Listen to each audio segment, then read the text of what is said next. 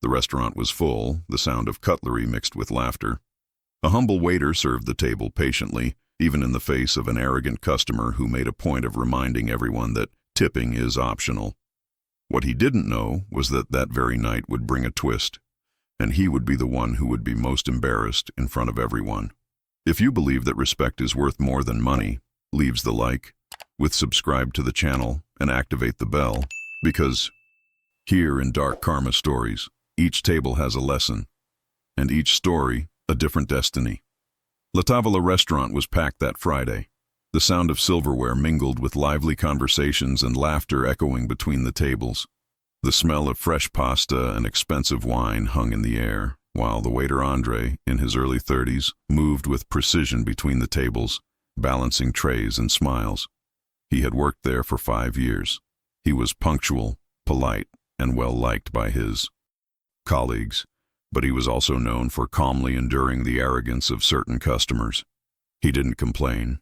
He said he'd rather leave each day with a clear conscience than with his mind lost. That night, however, fate seemed to want to test his patience. At 9 p.m. sharp, a man walked in wearing an expensive suit, a shiny watch, and a look of ancient arrogance. His name was Eduardo, real estate businessman. He spoke loudly, gesticulated excessively, and treated the waiters as if they were invisible. He sat in the center of the room, accompanied by a young, elegant-looking woman who seemed more bored than enchanted. "Good evening, sir," André said in his calm tone. "Would you like the menu?" "No, just bring a good wine and the most expensive dish in the house," Eduardo replied without looking at him. "And hurry up, okay? I don't want to be kept waiting." André nodded, took note, and walked away, maintaining professionalism. At the counter, one of the colleagues muttered, "This guy again?" André sighed. "Again, and the same way." He remembered well.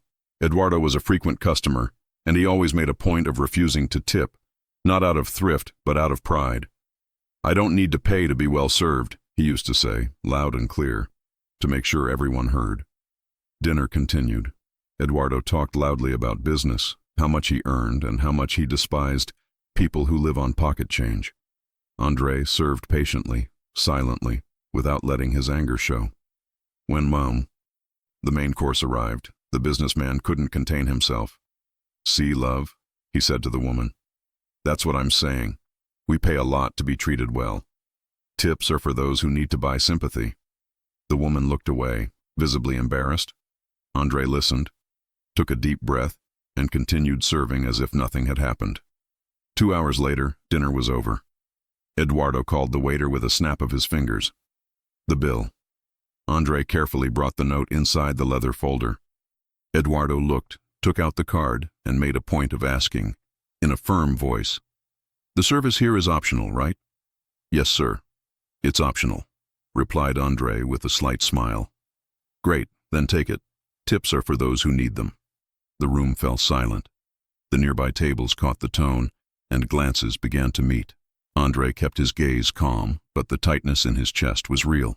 "Of course, sir. I'll adjust it." As he walked away, a colleague approached. "Man, you can take too much." "I only do what's right," André replied. "The respect we give comes back, sooner or later." He processed the payment, returned the receipt, and thanked me with the same smile. Eduardo signed and stood up, satisfied.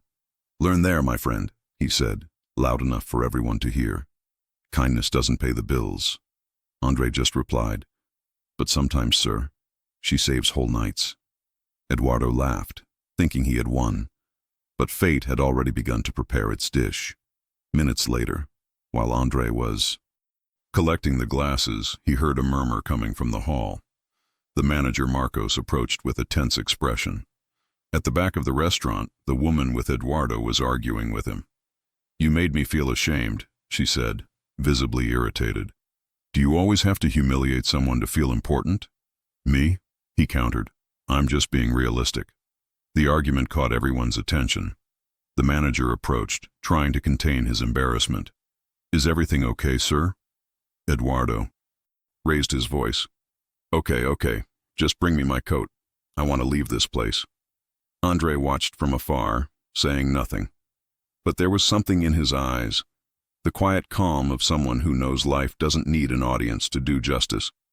The woman stood up, picked up her purse, and looked at him with contempt. You know, Eduardo, you think you're humiliating others, but in reality you're just showing how small you are. She turned and walked away, leaving the entire room in silence. Eduardo stood there motionless, under the gazes of the tables. For the first time that night, he seemed disconcerted. Marcos approached and spoke calmly. Sir, your companion forgot something. Her dignity was left with her. What's up? Just an observation, the manager replied, turning to André. Could you take care of the table, please? Eduardo looked around, noticing the disapproving looks. Some customers whispered, others chuckled quietly. The man who thought he could buy respect with arrogance was now the spectacle of his own shame. And André, on the other side of the room, just took a deep breath and thought, sometimes life's tip comes in the form of justice. The hall was still murmuring after the awkward scene. The woman's abrupt departure had left a heavy void in the air, as if Eduardo's pride had fallen to the floor along with the silence that followed. Some customers tried to hide their embarrassment, but looks spoke louder than words. Everyone had seen. Everyone had heard. André, with his usual calm, continued collecting glasses and wiping tables. He felt no pleasure in seeing the customer humiliated. He felt only the strange justice that life imposes when disrespect is exposed. Rogerio, the manager, watched from a distance, ready to intervene if something worse happened. Eduardo, visibly irritated and red, grabbed his jacket abruptly and stood up. This is a circus, he shouted, his voice cracking with rage. A place full of fake people pretending to be morale. The entire room fell silent again. André stopped what he was doing, looked calmly, and answered simply, Sir, no one here is pretending anything. We're just trying to work respectfully. The words were spoken calmly, but they hit Eduardo like a punch. He opened his mouth to respond, but nothing came out. His throat tightened. For a brief moment he realized he was alone. Completely alone. The woman was gone. The customers eyed him disapprovingly, and even the waiters maintained a respectful distance, not out of fear but out of silent contempt. He turned quickly, stumbling over his chair, and headed for the door. On the way, he accidentally dropped his wallet. André noticed, discreetly picked it up, and called out, Sir, your wallet. Eduardo stopped, turned around, his face filled with shame. He returned slowly, picked up the object, and murmured, Thanks. You're welcome, André replied, looking him in the eye. We give back what belongs to others, even when respect isn't always there. The businessman couldn't hold his gaze. He hurried out, the sound of the door slamming echoing through the restaurant. Marcos approached André, crossing his arms. You were impeccable, as always. I did what anyone would do. Not everyone, the manager replied with a half-smile. Most would fight back. You responded with class. André just shrugged. The education I received was to be used in difficult times. The rest of the evening passed slowly. Customers whispered about the incident, some praising the waiter's demeanor, others criticizing his behavior. The atmosphere gradually improved, but a different feeling lingered in the air, somewhere between respect and admiration. Later, when the movement died down, Marcos called André to the office. Sit here for a while. Did something happen? He asked apprehensively. It did happen, the manager replied. You taught a class today. André remained silent, confused. Marcos continued.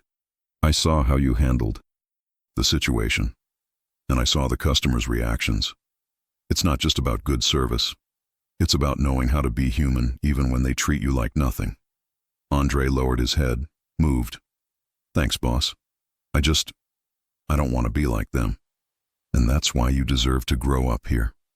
The waiter looked up in surprise. To grow? That's right. Marcos took a piece of paper from the drawer and showed it to him. Management has a supervisor position open. I've already put your name forward. André was speechless. Me? But, no buts. You have the right profile. And honestly, after what I saw today, I can't think of anyone better to represent the restaurant's name. The words stuck in André's throat. He felt his chest vibrate, not with pride, but with gratitude. "I don't know what to say." "Just say thank you," Marcos replied, laughing. Outside, the wind blew lightly, and the restaurant lights reflected in the windows like tiny stars. The night seemed calmer. Meanwhile, a few streets away, Eduardo was driving alone.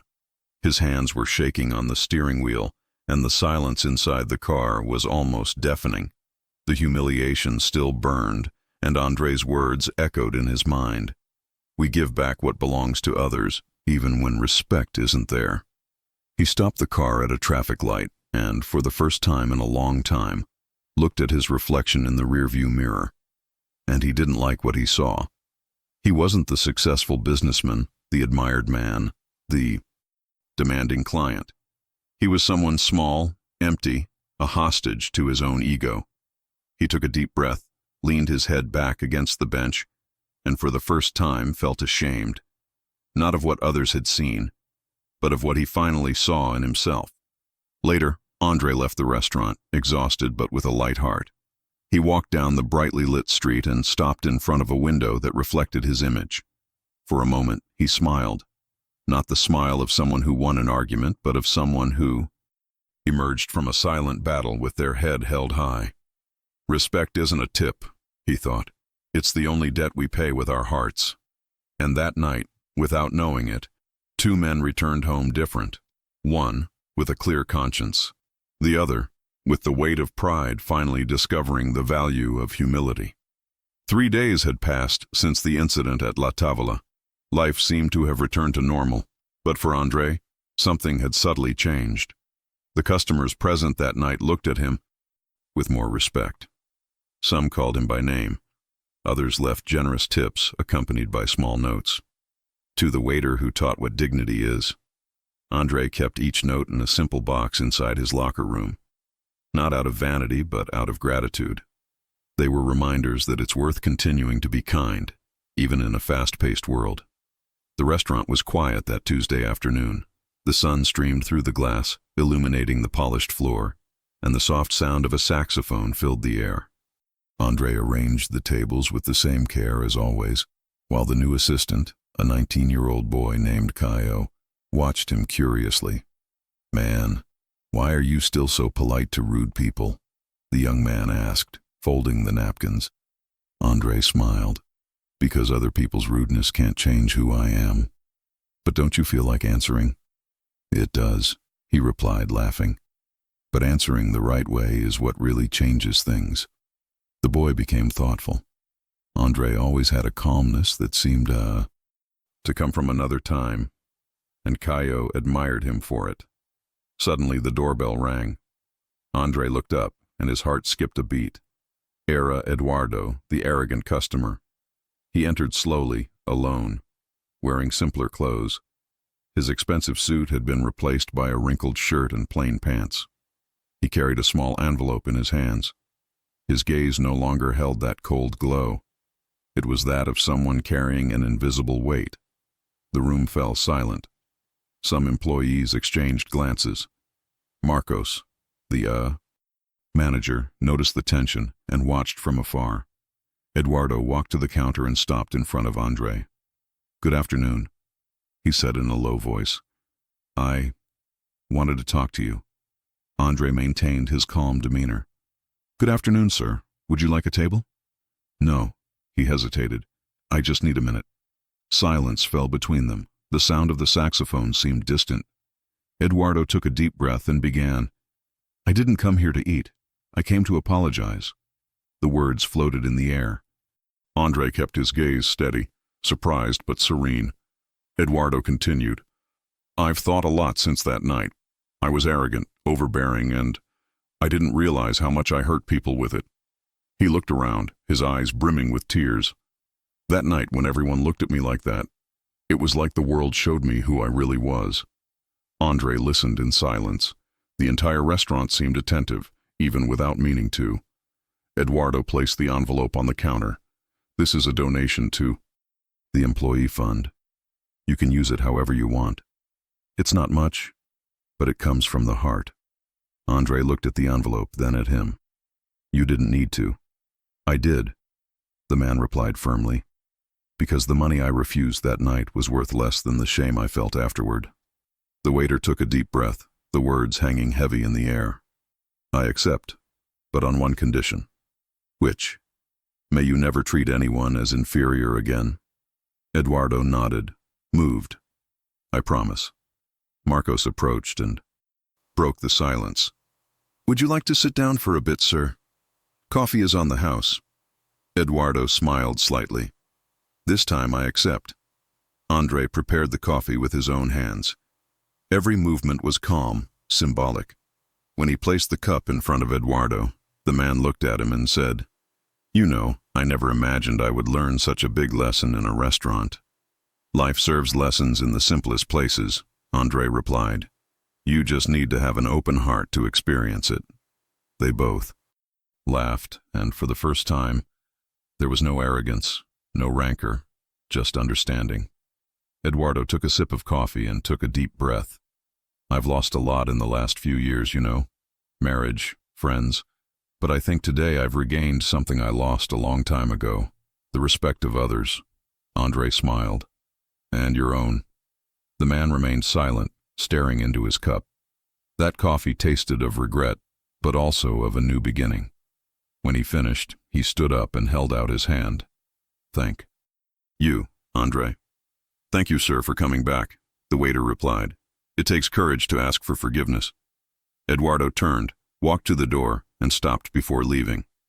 By the way, I left a tip on the table. But you didn't even make a request, sir, said André, smiling. It's for when someone forgets to be human again. Use it to remind them that you can always change. And he left, letting the doorbell echo in the air like a perfect score. André looked at the envelope and then at the room. Everyone was silent. Marcos approached, moved. Fate really likes to close cycles. He doesn't close, André replied. He just teaches you how to continue the right way. As the sun set through the window, the waiter put the envelope in the same box as the customer's notes. He looked up at the sky and muttered softly, Another night served. And another lesson well delivered. The sun was already setting when the restaurant began to empty. Golden light streamed through the windows, creating warm reflections on the clean tables and still damp glasses. The sound of the doorbell, signaling the departure of the last customers, sounded like a soft closing melody. André, with the cloth over his shoulder, collected the napkins and organized the cutlery with the calm of someone who has learned to serve not just dishes, but people. In the back of his mind, the scene still played like a movie, Eduardo returning, apologizing, and leaving with the light look of someone who has finally forgiven themselves. Marcos appeared from the office with his sleeves rolled up and a serene expression. André, can I talk to you for a minute? He asked. Sure, boss. The two sat at the corner table where the light was softer. Marcos placed the envelope Eduardo had left on the table. You know this is more than a tip, right? I know, André replied, looking at the envelope without touching it. It's a symbol. Marcos nodded. And symbols have power. This restaurant has always been known for good food, but today, it's become known for the right attitude. André looked away, embarrassed. I didn't do anything wrong. Yes, you did. The manager looked at him firmly. You did what many people don't have the courage to do. You responded to arrogance with respect, and to humiliation with calm. André took a deep breath, trying to contain his emotion. I just believe that anger doesn't pay the bill, but respect pays the soul. Marco smiled. And that's exactly why, starting today, you'll be the new service coordinator. André blinked, stunned. What's up? That's right, management has approved it. You will train new employees, teach the standard of service, and be a role model for the company. For a few seconds he was unresponsive. His heart was pounding. I don't know what to say. Say yes, and that's great, Marcos replied, laughing. And keep this envelope. The money is yours. Eduardo may have given it as a donation, but the gesture was for your sake. André took the envelope carefully. I don't want the money, boss. I want to donate it to the employee fund. He is sure? Absolutely, he replied. This money was born out of pride. I want it to become an opportunity. Marcos was silent for a moment. Then he extended his hand and said, I'm proud to work with you, André. And I like working with a manager who sees people's hearts. The two shook hands. Across the room, the waiters and servers watched the scene from afar, curious. When Marcos announced the news, a wave of applause swept through the restaurant. André was embarrassed, but the smile on his face was impossible to hide. Guys, I just want to say one thing, he began, his voice breaking. I've learned that serving isn't about humiliation. It's about being proud to be part of the story of those who pass through here, even if it's just for a few minutes.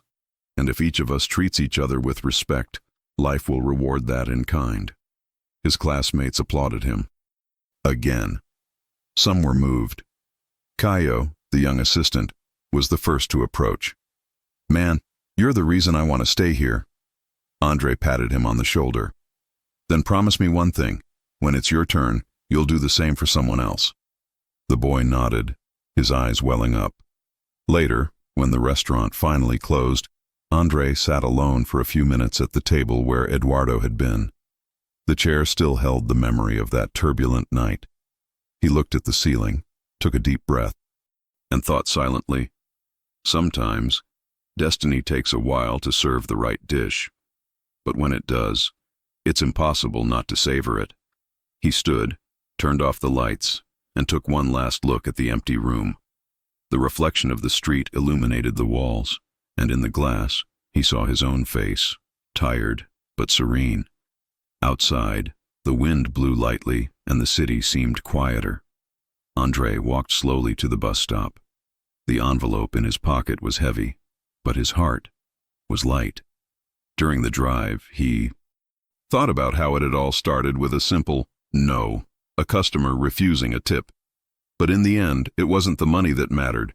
It was respect that had been returned, multiplied, and now spread like an invisible aroma of fresh coffee through the air. The price of pride is high, he thought, but the value of humility is eternal. And that night, for the first time in a long time, André didn't just feel like he had done his job. He felt he had fulfilled a purpose. It was a rainy Wednesday afternoon. Drops dripped down the windows of La Tavola, and the soft sound of rain mingled with the rustle of napkins being folded. The restaurant was emptier than usual, which gave the atmosphere an unusual calm. André was behind the counter, reviewing the new employee roster. Since being promoted to customer service coordinator, his days had become busier, but also more rewarding. He wasn't just serving customers. Now he was teaching others to do the same with empathy and dignity. Every now and then, I'd glance around the room and smile when I saw Caio, the young waiter, serving with the same calm demeanor he used to have. It was as if time were repeating itself, only with a better ending. The clock struck 4:30 when the door opened. The bell tinkled softly, and a man entered. He wore a soaked overcoat, a dark hat, and carried a worn leather briefcase. There was something in his expression, not arrogance, but weariness. André approached with the same smile as always. "Good afternoon, sir. Would you like a table?" "Yes, please. Somewhere quiet, if possible." The waiter led him to the corner of the room near the window.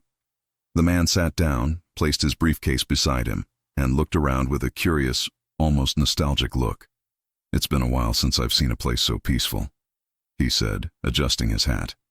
"Here we try to serve peace along with coffee," André replied jokingly. The man smiled slightly. "Then please pour me a large cup. The kind that helps." "You think?" André nodded and walked to the counter. As he prepared the order, something about the man intrigued him. It wasn't just his calm demeanor. It was his gaze. There was a weight there, the kind of look of someone carrying too many secrets and not enough sleep. As he served the coffee, André noticed that the man was looking closely at a photo hanging on the wall. One of the restaurant staff, taken a few months earlier. "Nice portrait," he said. "That's you, isn't it?" "Yes, sir." "André's Hugh," replied, a little surprised. The manager insisted on putting it in. The man looked at him curiously. "I heard this restaurant became famous because of a story. Something about a customer who refused to tip. André froze for a moment. Yeah, that story happened here. And you're the waiter, right? The man asked, his tone one of restrained admiration. André confirmed with a slight nod. Me too. But I don't really like talking about it. Why? Because the story isn't about me. It's about what she taught us all. The man was silent for a few seconds. Then he opened the briefcase and took out a yellowed envelope. I don't think this story is over yet, André. The waiter looked at him, confused. I don't understand. The client that night, Eduardo, was my brother. Time seemed to stand still. The rain hitting the glass became the only audible sound. André sat back slowly, trying to process what he had just heard. The man continued, his voice breaking. He passed away 2 months ago, a heart attack, but before that he wrote to me. He told me everything that happened here and said that for the first time in his life, he felt ashamed of who he was. He paused for a moment, taking a deep breath. He said a waiter taught him more about respect than any business deal he ever did. André lowered his gaze. A mixture of sadness and peace passed through him. I'm very sorry. Me too, the man replied. He asked me to come here one day and thank him. He said that if it weren't for this lesson, he would have died the same way he lived, without understanding the value of people. André was speechless. The man opened the envelope and handed it to him. Inside was a handwritten letter and a check. At La Tavola restaurant, so that they can continue serving what really matters, humanity. André read silently. The words seemed to weigh heavily and comfort him at the same time. He changed, he murmured. It changed, his brother confirmed. And you were the reason. For a moment the two men simply stared at each other, strangers bound together by a lesson fate had silently served. André took a deep breath. You know, I always thought people didn't change. But now I see that sometimes all it takes is a conversation, a look, or a big enough embarrassment to wake up the heart. The man smiled, moved. And you, André. That was the conversation. He finished his coffee, left the most generous tip the restaurant had ever seen, and stood up. Before leaving, he looked at the waiter and said, My brother used to say that tips are for those who need them. André smiled. And I keep saying, respect is for those who have a soul. The man laughed, moved. Then we're even. And he left, letting the door swing gently in the wind. André stood there staring at the envelope on the counter. Outside, the rain was beginning to ease. The sun was trying to break through the clouds, and a beam of light illuminated the very table where Eduardo usually sat. It was as if fate itself had pulled out the chair one last time, just to say thank you. In the days following Eduardo's brother's visit, La Tavola seemed to breathe a different air. The restaurant, once simply a meeting place for meals, now held something deeper, a meaning, a living story circulating among the tables, whispered by customers new and old. André kept the envelope the man had left as if he were guarding a sacred memory.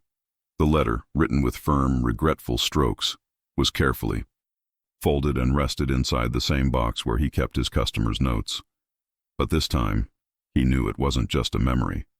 It was closing of a cycle. The next morning, Manager Marcos called him into the office. His expression was a mixture of surprise and excitement. André, you won't believe what happened. What? He asked curiously.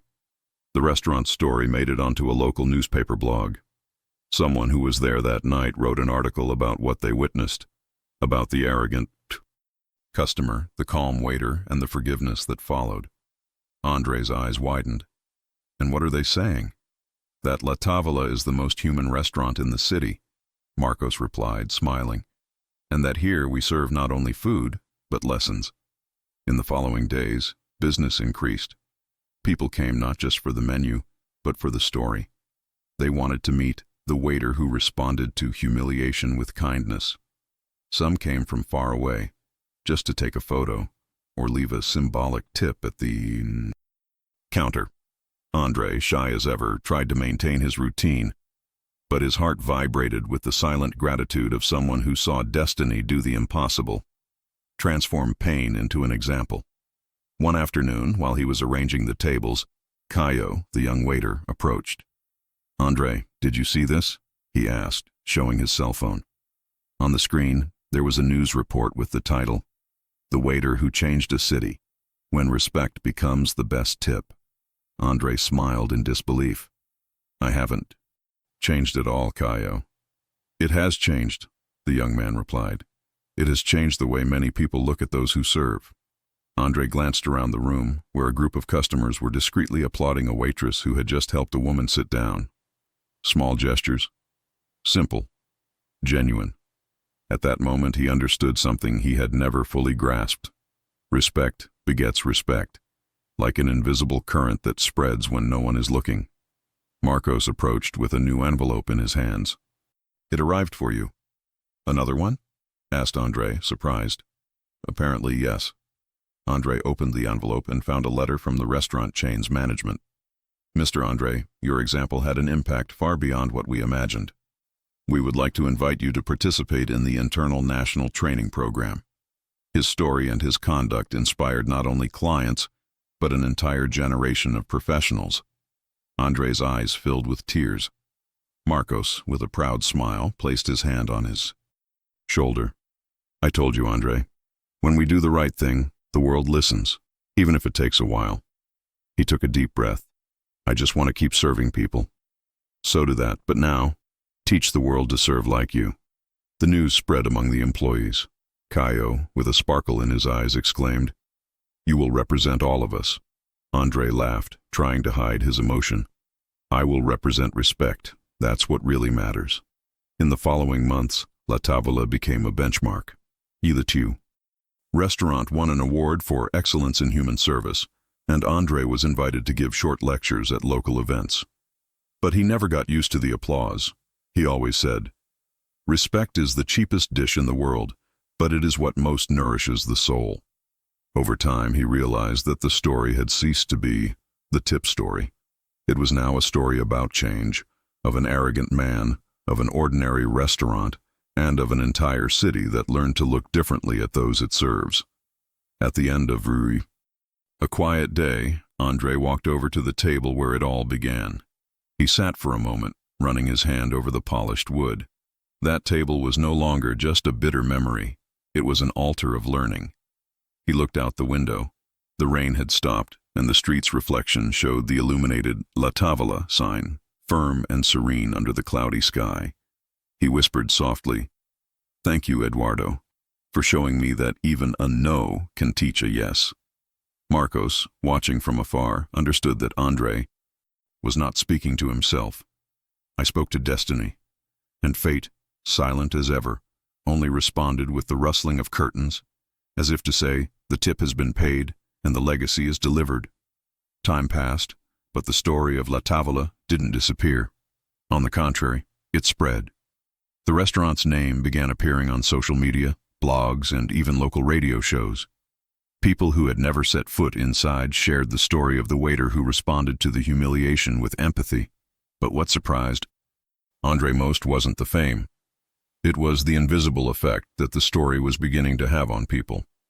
Within a few months, other establishments in the city began placing small signs near the cash register with a simple phrase, "Respect is the flavor that never goes out of style." The phrase had been said by André in a short interview and went viral. Waiters, attendants, drivers, and even supermarket cashiers began to mention her with pride. At La Tavola, the business grew every week. But unlike other places, the atmosphere there never lost its essence. The restaurant didn't become a tourist attraction. It became point of reflection. One morning, André arrived to open the salon when he saw something different on the door. Dozens of notes stuck to the glass. Handwritten, colorful messages left by customers and even strangers. "I learned from you that kindness is a strength.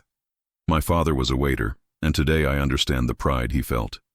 If every place treated people like this, the world would be different." André stood in front of the door, not knowing whether to smile or cry. Marcos approached with a cup of coffee. "It seems respect is contagious, huh?" he said with a smile. "If so, may they never invent a cure," replied André emotionally. In the following days, new stories began to appear. Small, simple, but powerful. A delivery man who received a tip accompanied by a note. "Thank you for your effort. You are important." A saleswoman who was defended by a customer when someone tried to mistreat her. A driver who refused an argument and responded calmly, saying, "I prefer peace to reason." These stories began to be shared under the same hashtag created by a customer, the chain of respect. Soon, the movement took shape. People began using the symbol of a small cup with a heart drawn on it, representing empathy and humanity. And at the center of it all was the waiter who never wanted fame, just good service. One afternoon, André received a call. "André, this is regional TV. We'd like to do a report on the movement." "Movement?" he asked, confused. "Yes, people are calling it the chain of respect. It all started with you." He was silent for a few seconds. "I didn't start anything. I just did what was right. And that's exactly why it started," replied the reporter. Days later, the film crew arrived at the restaurant. They set up cameras, microphones, and lights. André was nervous, but Marcos reassured him. "He just speaks from the heart, as he always does." During the interview, they asked, "André, what's the secret to dealing with disrespect?" He thought for a moment and replied, "Understand that those who yell don't want to hurt, they want to be heard.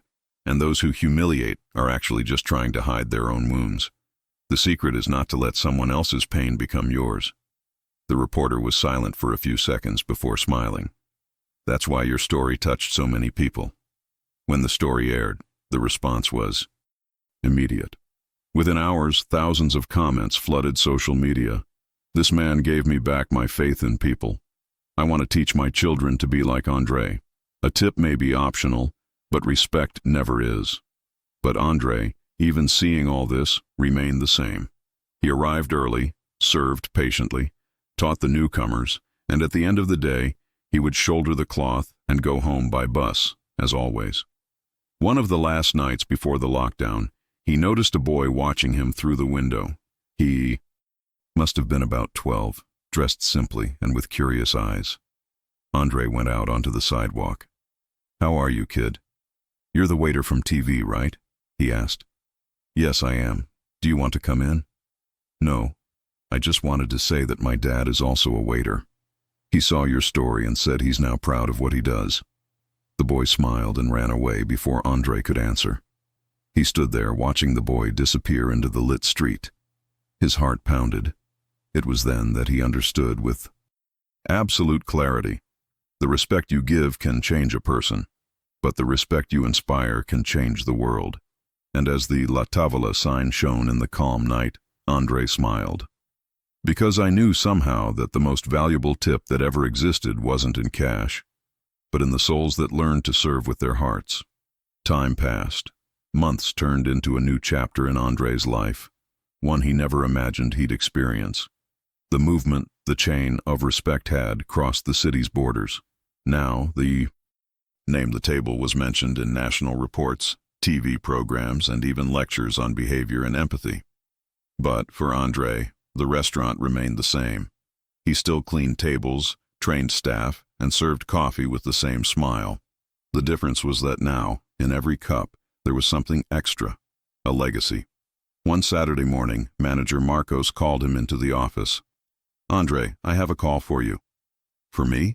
he asked, confused. "It's from the Department of Culture." On the other end of the line, a female voice said, "Mr. André, this is the Citizens of Valor Award Committee. You were nominated by several people and selected to receive a public tribute for the social impact of your story." André remained silent. "There must be some mistake. I'm just a waiter." "And that's precisely why you were chosen," the woman replied, smiling from the other side, "because you showed that kindness is an act of courage." Days later, the official invitation arrived, a ceremony at the Municipal Theater, broadcast on local television. Marcos, his colleagues, and even former customers organized to attend. The restaurant would close early that day, for a noble reason. On the night of the ceremony, André wore the simplest uniform, the same one he wore at work. He said it was the true symbol of what he stood for. Upon entering the theater, he was surprised. The place was packed. People from all over, businessmen, students, families, and even other waiters, had come to watch. The presenter announced his name, and this year's Citizen of Value Award goes to André Ferreira, the waiter who transformed a city with a gesture of respect. The audience stood up and applauded. André walked onto the stage, dazed, his heart racing. When he picked up the microphone, his hands were shaking. He looked out at the audience, and for a few seconds he couldn't speak. Then, his voice breaking, he began, "I'm not a hero. I just did what my mother taught me when I was a boy. Treat everyone as if they were important." He paused, taking a deep breath. "That night, a man humiliated me, and I could have fought back. But if I had, we wouldn't be here today. We think that being respected means being admired. But no. Being respected means respect first, even when it seems difficult." The audience was absolutely silent. André continued, "I learned that life's greatest lessons aren't found in books. They're found in the tables we serve, in the people we meet, and in the times when the world tests our patience." He smiled. "And if I may give you one piece of advice, don't wait for the world to be kind before you become kind. Start yourselves." The world changes from table to table. The audience gave a standing ovation. Some wept, others clapped loudly, feeling that those words came from a place of truth. Marcos and Caio, in the front rows, looked on proudly. The young waiter, moved, murmured, "He's not just a waiter. He's the best example for all of us." After the ceremony, reporters surrounded him, asking for interviews, photos, and statements. But André, humble as ever, avoided the attention and went to greet his colleagues. "You are part of this too," he said. "Respect cannot be served alone." The next day, La Tavola woke up with flowers at the door and a handwritten banner. "The man who taught Brazil to respect works here." André arrived early, as always, wiped down the counter, and served the first coffee of the day. Marcos walked in soon after, smiling. "How do you feel, worthy citizen?" "Same as yesterday," he replied, "just with a little fuller heart." The manager laughed. "The world needs more people like this. The world only needs people who look you in the eye." André replied, "Fate will take care of the rest." That afternoon, he took out one of the old notes from the box and reread it. "Kindness doesn't pay the bills, but it pays the soul." He put the note back and looked out the window. Outside, a couple was leaving a generous tip and smiling at the waiter who was serving them. It was Caio, and he repeated, almost like an echo, "Thank you for your trust and for your respect." André smiled, realizing that the lesson had multiplied. The La Tavola sign shone in the twilight, and the wind shook the sign, which now bore a new inscription below the name. Inspired by André Ferreira, where every table tells a story. He leaned against the door, crossed his arms, and muttered under his breath, "Respect doesn't need to be applauded. It just needs to continue to be served." Outside, the city was still alive, but lighter, as if the world for a moment had remembered the simple taste of humanity. It was a quiet autumn afternoon, with the wind playing through the leaves and the smell of fresh coffee escaping through the doors of La Tavola. The restaurant was experiencing a new era. Business was still intense, but the atmosphere was light, almost familial.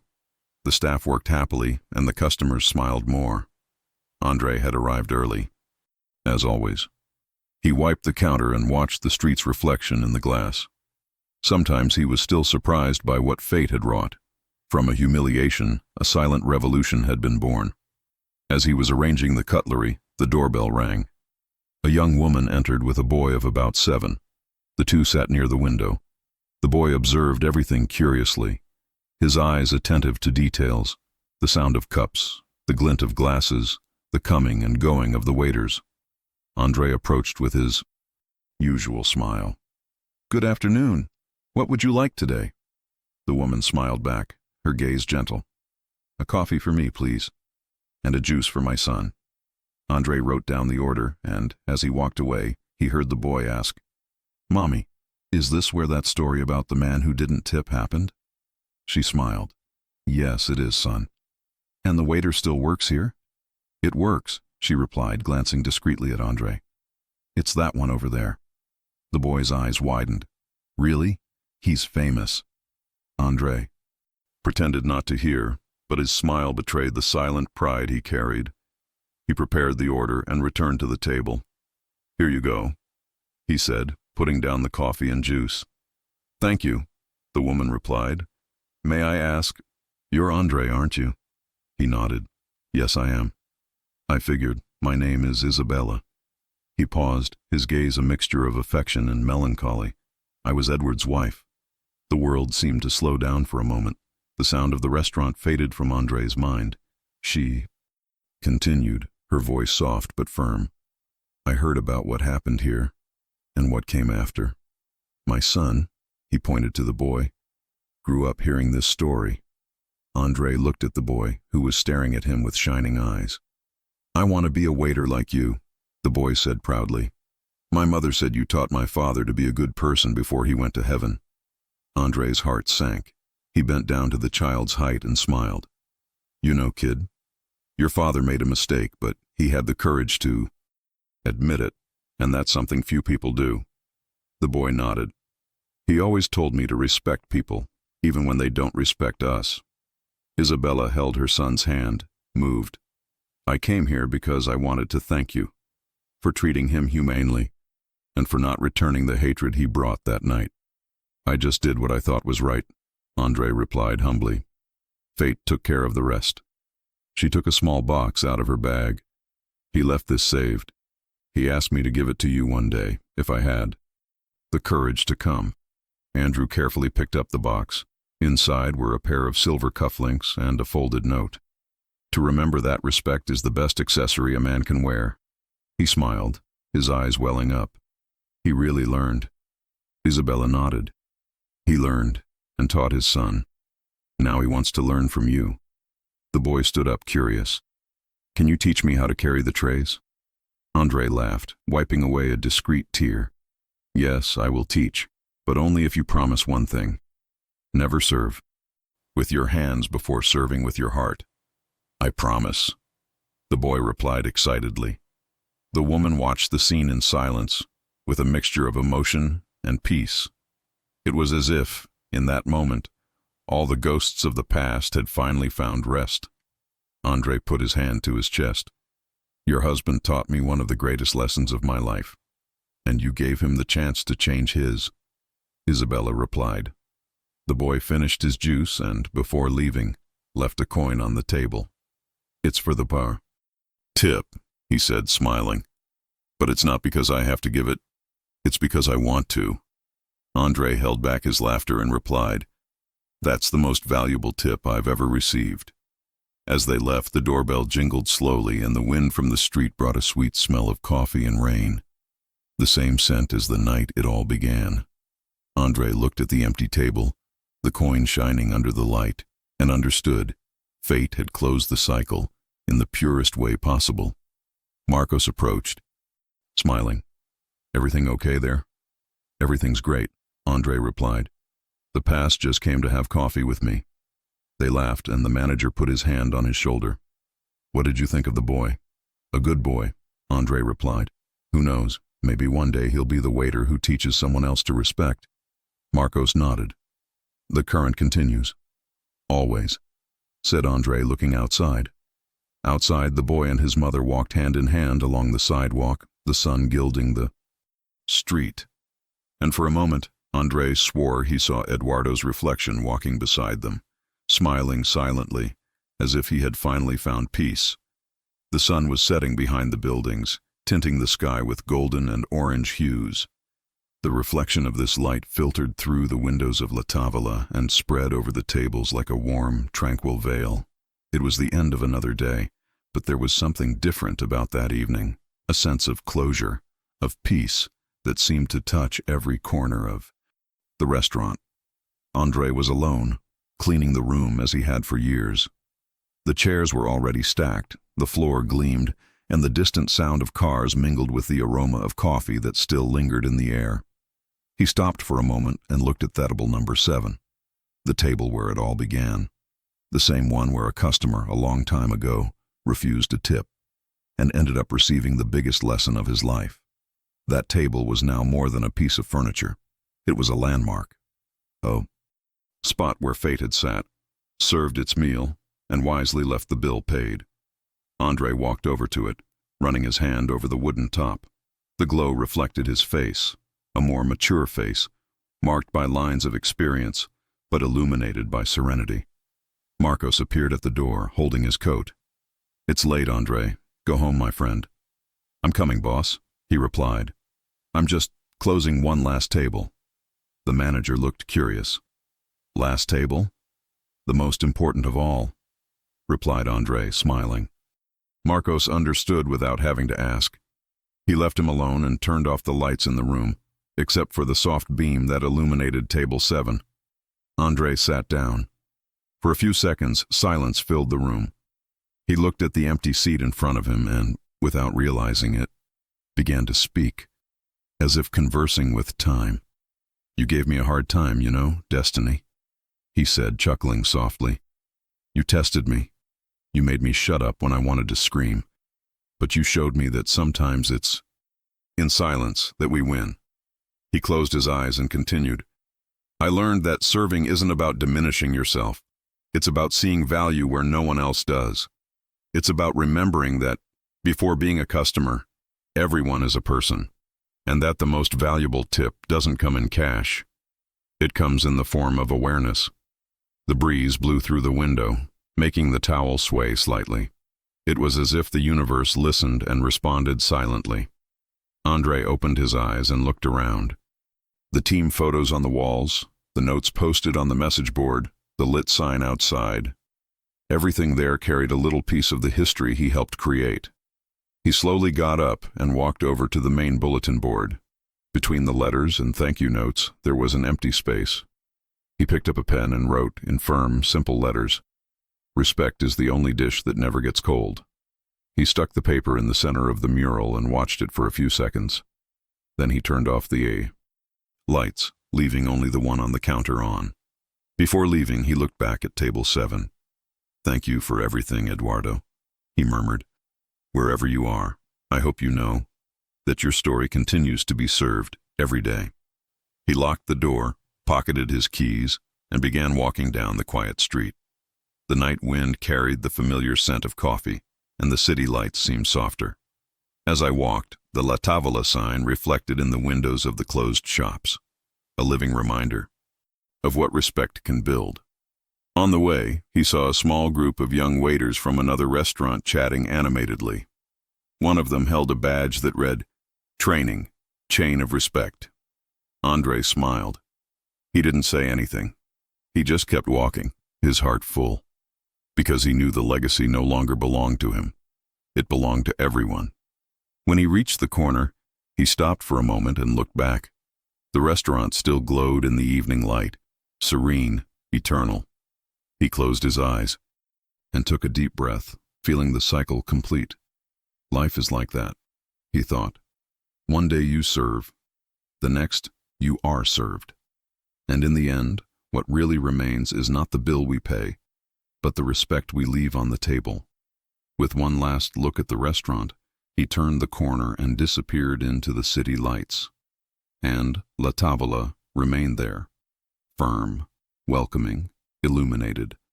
A silent symbol that sometimes a simple tip that is denied can turn into the most beautiful feast humanity has ever served.